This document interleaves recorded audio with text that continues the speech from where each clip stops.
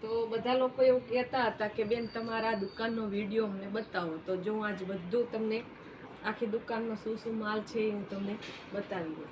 જો આ છે બધી નાઇટ ડ્રેસની વસ્તુઓ જેન્ટ્સની. પછી આ નાના છોકરાના રેડીમેડ એટલે કે 10 થી 15 વર્ષના જીન્સના પેન્ટ શર્ટ ટી શર્ટ આ બધો જેન્ટ્સની પર. પછી આ બાજુ 1 થી 2 વર્ષ 3 વર્ષના બાળકોના જેમાં ટી શર્ટ જોડી. પછી આ બાજુ નાની છોકરીઓની બેબી જોડી. પછી આ બાજુ વર્જેરી આઈટમ લેગીજ. પછી આ બધો લેડીઝ વિપર. આ બાજુ જીયાણા આઈટમ જેમ કે રૂમાલ ગોદડી. પછી આ અસ્તર બ્લાઉઝ. પછી આ બાજુ પાછું જીયાણા આઈટમ જેમાં બૂટ રૂમાલ. પછી બેબી ગિફ્ટ. પછી છઠ્ઠી લેખન બેબી શોર.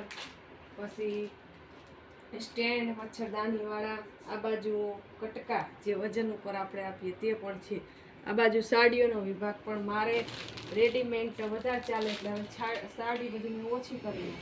પછી આ બાજુ નાઇટ ડ્રેસ પ્લાઝા. પછી આ રેડીમેડ છોકરીઓનો વિભાગ. આ બાજુ ચણિયા બ્લાઉઝ નીચે બોક્સમાં ભારે બાળકોની જોડી. પછી આ બાજુ કુર્તીઓ પેર બધું આની અંદર. પછી આ પાછું મારું સિલાઈ મશીન છે. જ્યારે ગ્રાહક ના હોય ત્યારે ફ્રીમાં ટાઈમ હોય એટલે હું બ્લાઉઝ સીવવા પણ રાખું છું. એટલે બ્લાઉઝની સિલાઈ કમાઈ દેખા હંચા ઉપર થાય. પછી હું અહીંયા સીવતી હોય તો બહાર બીજું કાઉન્ટર છે એ નાના બાળકોનું એટલે એ નજર પણ રહે. પછી આ જે બીજું કાઉન્ટર છે એ કટલેરી. આ બાજુ પ્લાસ્ટિકની. અને હવે થોડા સમયની અંદર બાજુમાં પણ એક દુકાન ખાલી થઈ છે એટલે બીજી પણ દુકાન અમે ત્યાં બનાવશું. એટલે આ અમારું રોજિંદું કામ છે.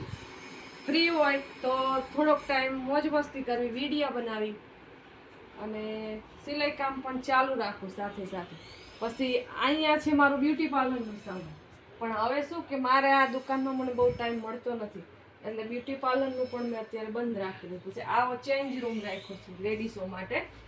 બીજો તો થોડો વધારાનો સામાન છે. એટલે અરીસો ને આ પડદો કરીને લેડીઝોને કોઈ કુર્તી માપવી હોય કે પુરુષોને કોઈ નાઇટ જોડી માપવી હોય તો આ પાછળ આવી ખુલ્લો વિભાગ રાખેલો છે. અને આ ઉપર બધી શિયાળાની આઈટમ હતી એ હવે શિયાળો જતો રહે એટલે જે થોડો માલ બચ્યો હોય એ આવે ભરી દો. એટલે આવું મારું રોજિંદું કામ છે. તો મારી દુકાન કેવી લાગી અને મારું રૂટીન કેવું છે એ પણ જણાવજો. અને ધંધામાં મને કેવો આઈડિયા આવે એ પણ જણાવજો. હજુ જો આ બાજુ તમને બતાવવાનું રહી ગયું કે આ નાના છોકરા જન્મે એટલે આ છઠ્ઠીના કપડાં છે. સઠિયા હાથના મોજા ટોપી આ બધું બેબી સેવન. એટલે આ રીતે મારું રોજનું રૂટીન છે. અને ભગવતીની માતાજીની દયા છે થોડા સમયની અંદર બીજી દુકાન પણ હું ચાલુ કરવા જઈ રહી છું. તો મારી ચેનલને લાઇક શેર અને સબસ્ક્રાઈબ કરવાનું ના ભૂલતા.